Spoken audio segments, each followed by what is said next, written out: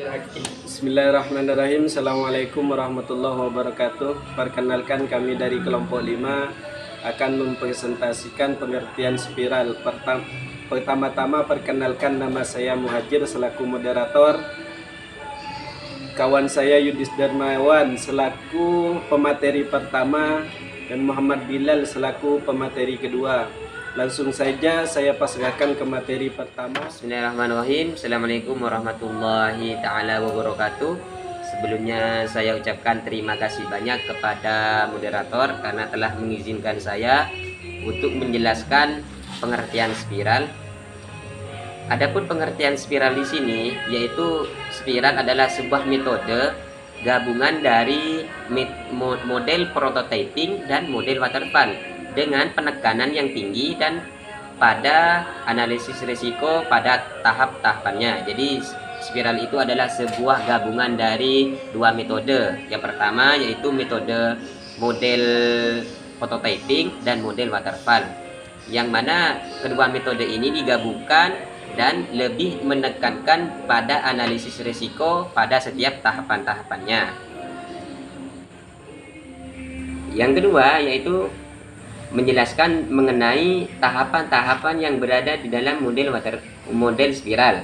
Ada 5 tahapan yang ada di dalam model spiral. Yang pertama yaitu tahapan rekayasa, tahapan planning, tahapan lesson, tahapan evaluasi, dan tahapan analisis risiko. Di dalam 5 tahapan ini terdapat sebuah tahapan yang dimana melakukan sebuah analisis apakah terdapat sebuah kejadian yang merugikan ataupun tidak, dan tahapan evaluasi, tahapan rekayasa, dan tahapan planning yaitu bagaimana kedepannya agar lebih baik. Yang ketiga yaitu mengenai sebuah ciri khas yang terdapat di dalam model spiral. Model spiral ini ada beberapa ciri khas tersendiri yang pada intinya terdapat pada analisis risiko, memungkinkan kita untuk mencegah risiko yang akan terjadi dari beberapa aspek. Yang pertama yaitu konsep development project, neo project development, dan lain sebagainya. Mungkin hanya ini yang dapat saya sampaikan, kurang lebihnya saya mohon maaf. Untuk selanjutnya saya akan pasarkan kepada pemateri yang kedua, kepada Muhammad Bilal. Waktu tepat kami persilakan. Oke, baik. Perkenalkan, sebelumnya saya Muhammad Bilal. Saya selaku pemateri kedua. Sebelumnya saya ucapkan terima kasih kepada moderator dan kepada sahabat saya Yudis yang telah menyampaikan materi yang sangat luar biasa dari materi pertama. Baik, selanjutnya saya akan menyampaikan lanjutan dari materi kedua, yaitu mengenai terkait spiral.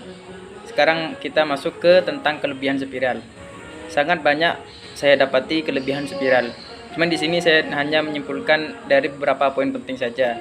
Di antaranya, spiral itu memiliki kelebihan harus fokus pada kontrol dokumentasi, pemantauan mudah dan efektif, bekerja dengan baik untuk proyek yang kompleks banget. Terus spiral itu juga sangat cocok untuk proyek skala besar dan pengembangan mission kritikal. Dan spiral memiliki kelebihan juga berkembang cepat dan hemat terhadap pengeluaran juga ataupun biaya. Terus model yang sangat fleksibel juga, dan kelebihannya juga penekanan kuat pada persetujuan klien. Nah, terus yang terpenting juga yang terakhir, kelebihan spiral ini potensi untuk fungsionalitasnya pasca proyek tambah. Selanjutnya yaitu kekurangan dari spiral. Juga pastinya setiap metode cara itu pasti memiliki kekurangan dan kelebihan. Begitu juga spiral juga memiliki kelemahan. Nah, diantaranya kekurangan yang dimiliki spiral itu, di sini saya juga menyimpulkan hanya beberapa saja. Yang pada intinya ini bagian pokok pentingnya. Yang pertama itu sangat mahal untuk diterapkan, terutama jika spiral ini berlanjut tanpa batas. Kedua, aspek analisis risiko proyek mungkin memerlukan keahlian orang yang khusus terhadap metode spiral ini. Yang ketiga, tidak cocok untuk proyek yang lebih kecil ataupun risiko yang rendah. Yang keempat, keberhasilan dari metode spiral ini mungkin sangat kebergantungan terhadap analisa risiko. Yang selanjutnya, dokumentasi bisa jadi berat karena jumlah tahap perantaranya sangat minim. Selanjutnya, akhir dari proyek spiral ini mungkin sangat sulit ditentukan dari proyek sebelumnya. Nah, yang terakhir di sini, spiral secara luas ini dianggap sebagai proses yang sangat kompleks seperti itu. Nah, terus selanjutnya itu contoh dari kejadian ataupun contoh dari beberapa pengembangan yang dimiliki oleh spiral. Di sini kami mengambil dari outlet luar negeri, yaitu Storytime Factory yang bergerak dalam bidang bisnis ataupun penjualan jual beli barang sisa yang mereka ekspor. Nah, dengan perkembangan media yang sangat maju, yang diikuti oleh banyaknya transaksi penjualan dan pembelian, di Storytime ini harus menghadapi persaingan dengan toko factory outlet yang lainnya. Nah, proses pengolahan data sistem penjualan dan pembelian pada Storytime Factory Outlet dapat dikatakan masih sangat kurang efektif dan efisien karena pencatatan transaksi masih belum tercatat secara terkomputerisasi ataupun masih tercatat dengan cara manual. Seperti itu. Oleh sebab itu, perlu adanya suatu rekayasa ataupun metode perangkat lunak ataupun aplikasi penjualan yang dapat menangani masalah pengolahan data ini, perhitungan, pencatatan dengan keadaan, sarana yaitu dengan menggunakan sarana komputer di Storytime Factory tersebut.